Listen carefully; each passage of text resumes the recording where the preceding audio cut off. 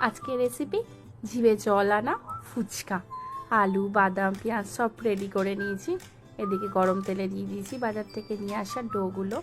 ফুচকাটাকে আস্তে আস্তে আস্তে আস্তে ভেজে নিচ্ছি, বেশ লাল লাল করে ভেজে নেব। তারপরে সব একে একে তুলে নেব।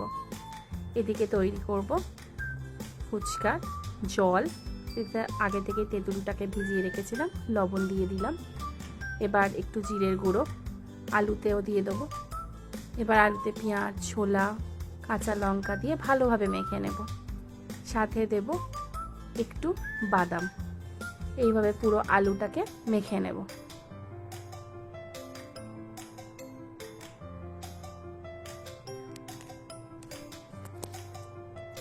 এই তৈরি হয়ে গেল আমাদের ফুচকা। এবারে এক এক করে ফুচকাটা রেডি করে গপ গপ করে খেয়ে ফেলবো।